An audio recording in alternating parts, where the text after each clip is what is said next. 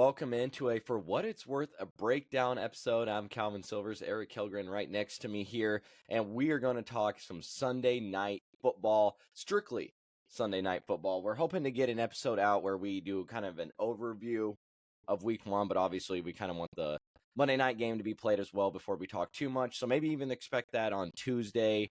Hopefully we get that out to you sooner than later. But Erik, I've been talking a lot to start. How have you been? How's your weekend?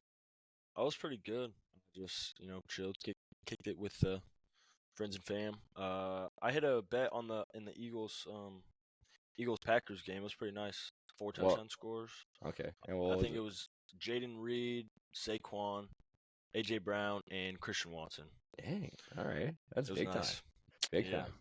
time. We'll actually, I'll get to you later on in the episode. We'll talk some betting for Monday night that people might want to listen to, especially after you just dropped that you won that bet earlier. Did you bet any college football at all or anything like that? Or I did.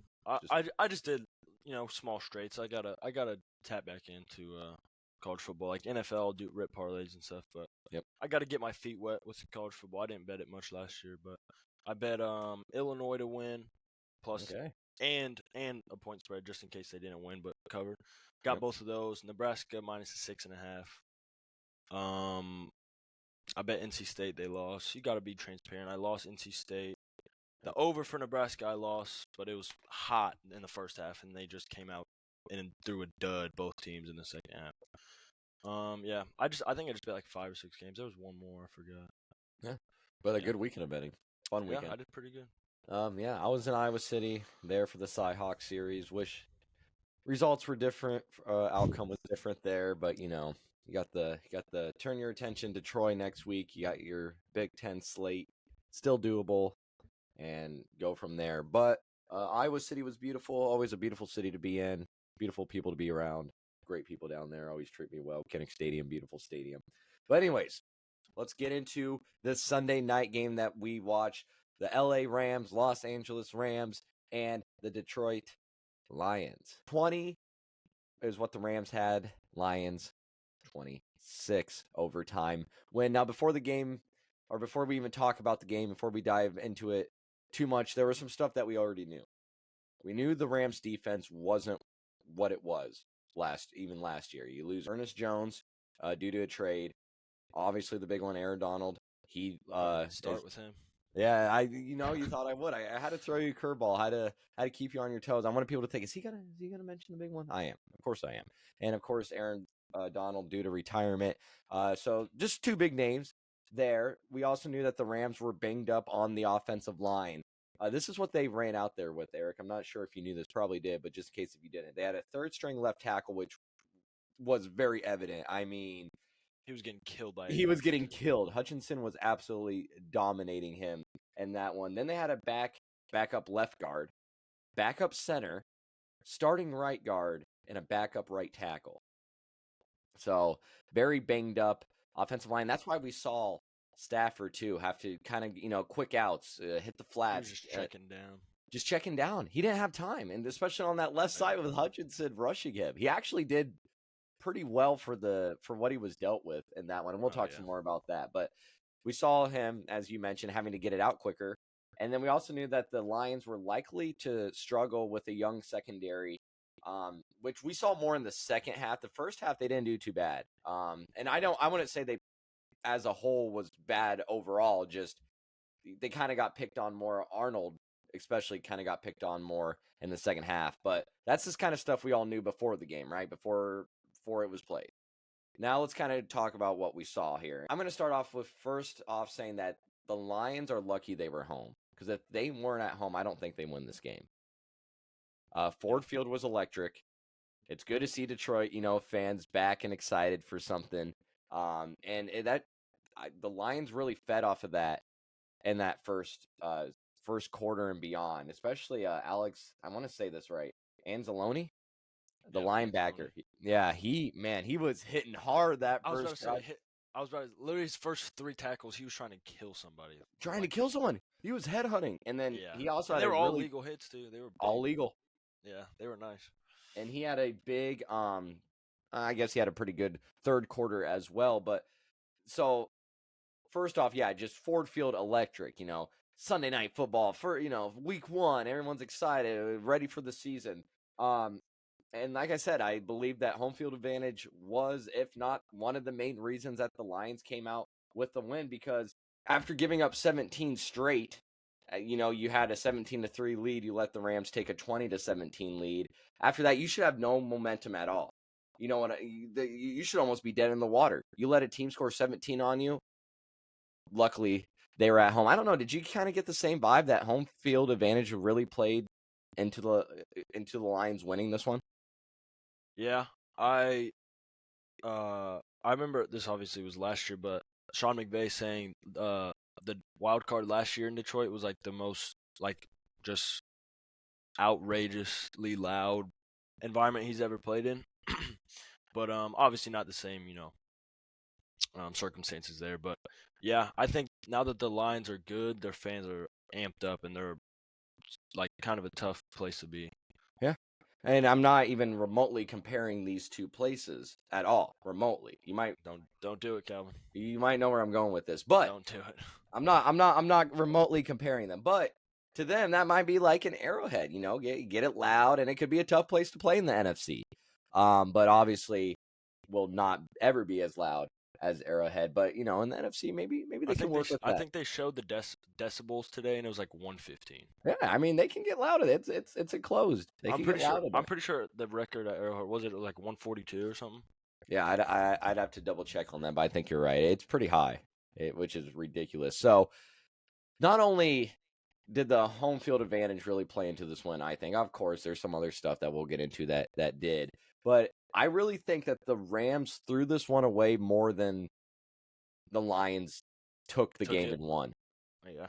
If that makes sense. I think one play that needs to be highlighted is the Rams' choice to go for it on 4th and 4 in the middle of the second quarter.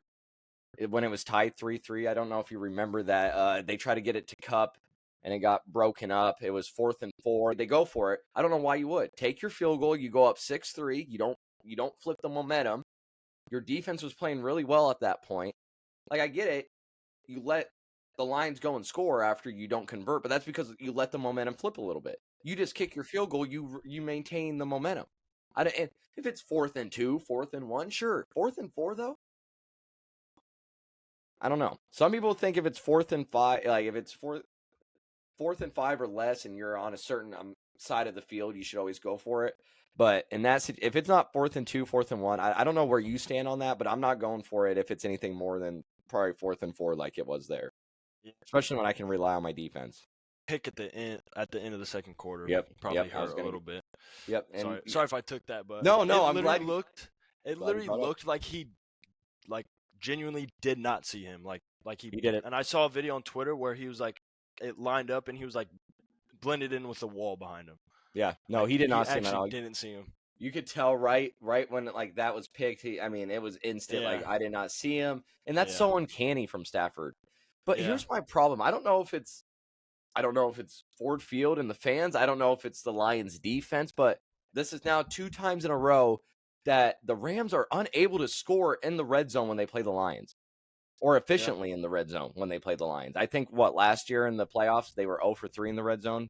Tonight they had maybe 1, maybe 2 red zone touchdowns. They said that was the first, I don't know if this was right. They said that the Rams were the only team that didn't turn the ball over in the red zone all of last season. Yeah. That's insane. It's insane. That's what I'm saying. And you were so good, and now it just 2 times now. Back-to-back times against the Lions, you struggled. You had that, and this is nothing against Stafford. We talked about, his O-line was terrible tonight. Had to get the ball out quick, didn't really get time to go through progressions, this and that. But yeah, he had that uncanny interception. There was a time in the 4th quarter where it was if they would have got a first down, it would have kept the clock going, extend the game, and they probably would have ran the clock out. But he stepped up in the pocket and tried to dump it off to Kupp overhead and just overthrew it. Another mistake there that Stafford doesn't usually make, especially with Kupp. I feel like they always connect. Is that the one where he dropped the interception? Kinda. Was it that play? No, it wasn't. But he got lucky there. There. So I'm not really putting the blame on Stafford. I know it kind of sounded like it there, but no, I mean I think he played well. He played well. Just a That's couple like a uncanny things you don't see him usually do. 60. Yeah, like a 70% completion rate. Yeah, no, he played good. It's just, like I said, a couple uncanny things that ultimately he usually doesn't make that. Like I said, I think the Rams kind of gave this one away more than the Lions took it. Let's talk quickly about the receiver core and the receiver play from this game, because we saw some good receiving play. We kind of just talked about it, but Cooper Kupp, 14 receptions, 110 yards, and the touchdown that gave him the 20-17 lead at that point.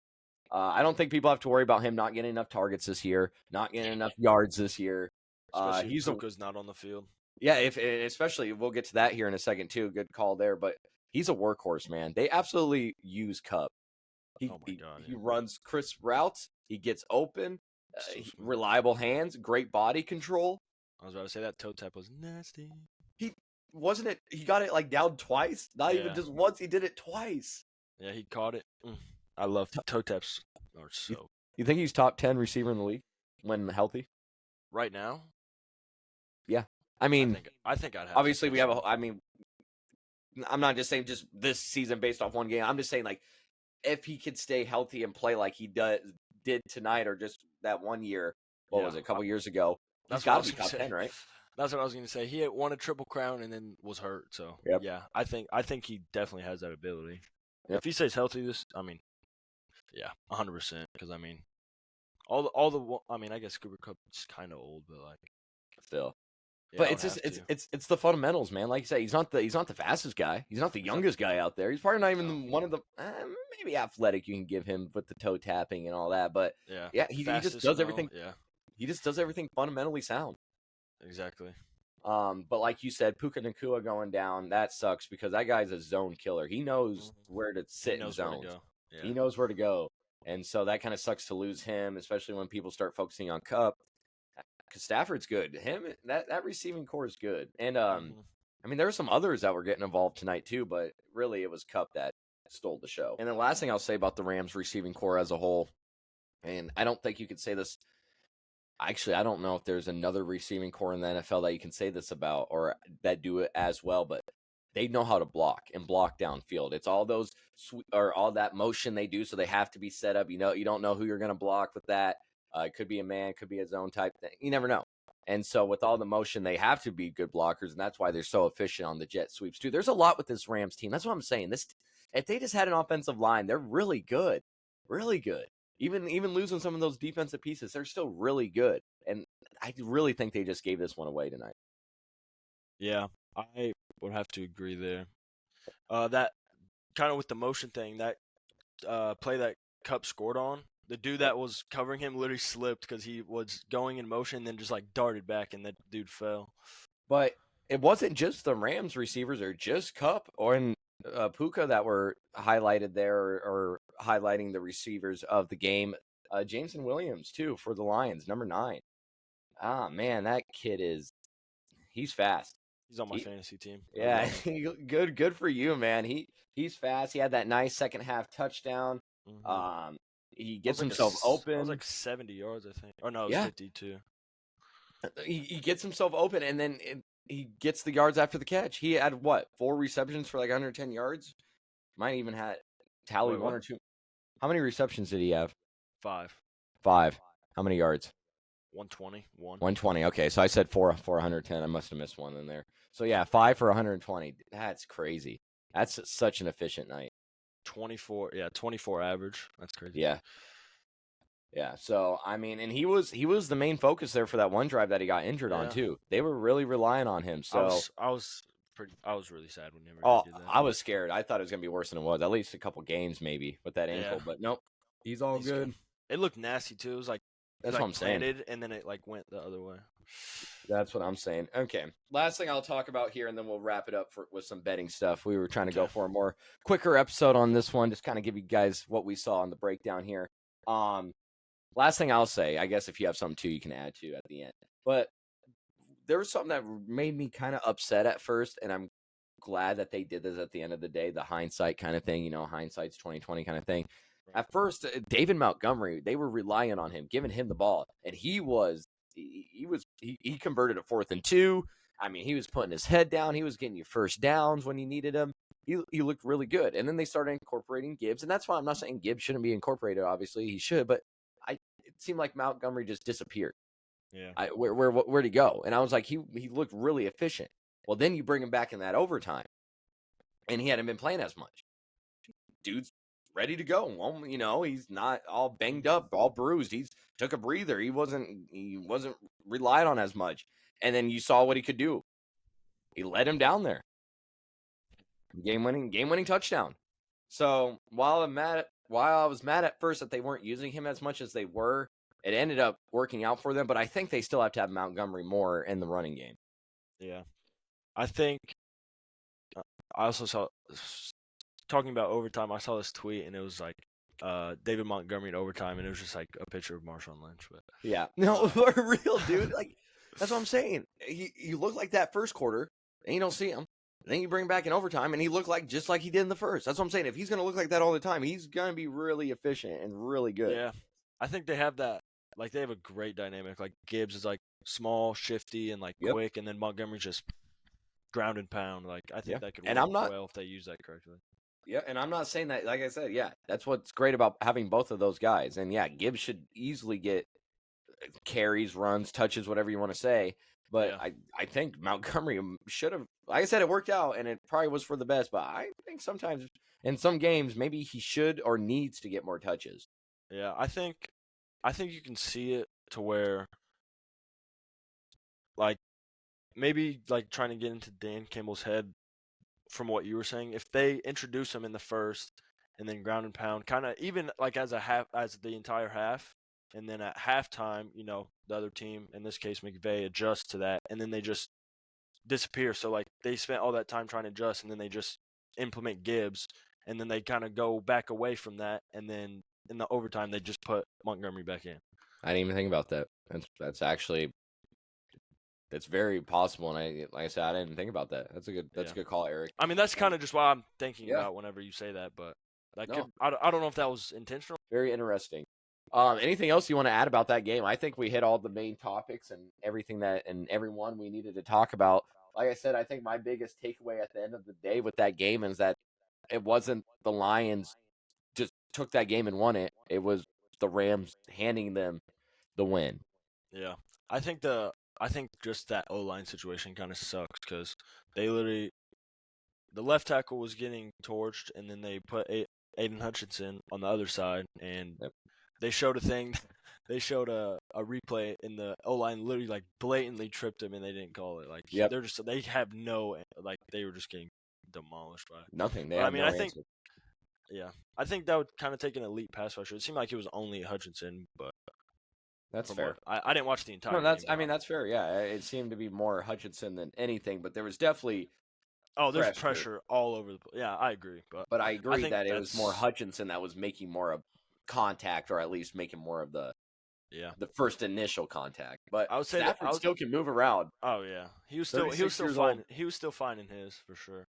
I think that would be my biggest takeaway is just the O-line problems, and then the main one, Cooper Kupp just eating. And then I think for the Lions was like Amon-Ra had 13 yards, and they had other guys. Like that's huge. Like Amon-Ra, this 1,500-yard receiver last year, and they still can get it done through the air without him.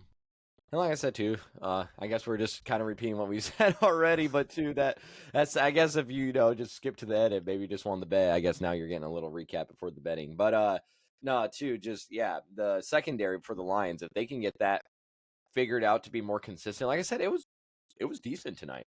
Yeah, I don't think there's too much to complain about. Like I said, the second half, some of your guys got picked on more. You had that PI that put him down at the one. Yeah, the Lions at the one.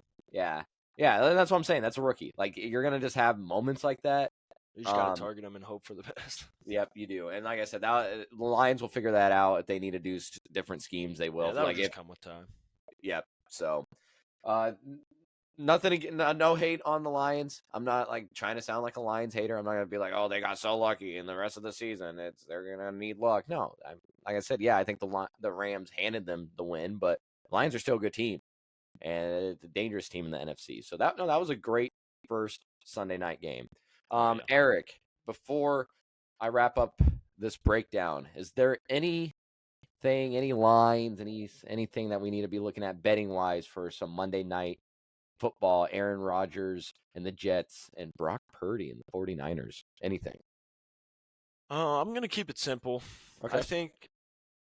I think I don't know. I didn't do like great today with just like picking sides, but I really like the Jets tomorrow, plus the 3.5 or 4, whatever it's at, and also to win, just a sprinkle on the ML there, because multiple reasons. One, Super Bowl losers historically do not do very well on week 1, and the Jets defense is great. They have the least amount of. Let me pull this up. Last year they allowed the least amount of yards to wide receivers per game. Okay. Averaged out like first in the league. Yep. 100 yards up per game, and the Wow. the worst is like in the 190. Like that's Yeah. almost double. So I'll go there. They still won what, 7 or 8? I think they won 7 games last year with Zach Wilson commanding them. If Aaron Rodgers can just not do what he did last year, knock on wood. Yeah. 7 wins last year. Yeah, I think this should be easy. Like, it's in San Francisco, that's fine. But Aaron Rodgers also grew up in that area, so you can get the homecoming narrative going if you would like to. Okay. But I don't. Obviously, the 49ers have an immersive amount of talent, but I don't see a San Francisco come out. They can obviously blow my mind. I woke up in bed on Bryce Young and Deshaun Watson this morning, so take whatever I say lightly. But this is Aaron Rodgers. He's not in the caliber of those two guys. Oh, no. But yes, I like the Jets a lot. And if you want, I don't like this as much. Maybe a lean if you don't want to bet on the Jets or something. I would go under. Both good defenses. Primetime unders were killer last year. Tonight or Sunday Night Football hit the under. First 2 games did go over, but one was in Brazil, that doesn't count. And season opener, you got to start it off right. Yep. You can't have a low scoring game away. No. So I'd go Jets. I like the Jets actually probably too much. So all right, well, I would go Jets in the under. That's what I like. And if you want to go player prop, I would probably go maybe George Kittle, just because. There we go. Hawkeye represent. Yep, and Calvin loves that. He's never let me down when I bet on George. He's an Iowa alum. He kind of refound his groove last year. Kind of working his way back into the offense, but and the Jets aren't as great as covering tight ends. So I think I saw his line is like 48. I think he can easily do that. That was fun. Just me and Eric on this breakdown. Sunday Night Football. Again, it was the Rams and the Lions. Lions get the overtime 26-20 win. We're hoping to get that week 1 overview out to you guys here in the upcoming days. But until then, go ahead and follow us on socials. We're on everything. Just type in For What It's Worth podcast. We're on Spotify. We're on YouTube, TikTok, Instagram, Twitter, X, everything. Go ahead, hit follow. We like to post clips here and there. Gonna try to start posting more of our bets as well, especially with Eric and his bets. Start posting those more so you guys can trail, or in case you can't listen to pod that day, maybe you see the tweet, or if we don't have a pod that day, you're still getting some kind of action and some kind of betting. So content. Yeah, so look for that here. We're, like I said, this is season 2, so we're trying to pick things up, trying to make things better, and so the ideas are still flowing and things are still getting worked out. But we appreciate you guys sticking with us. If you haven't already, if you want to, I know week 1 is finishing up, but we did have a podcast episode where we went over every prediction for every conference or every division in the AFC and NFC conferences. So check that out. And then you can see if we're right later on down the road. But like I said, until then, Calvin Silvers, Erik Kellgren, we'll see you guys soon.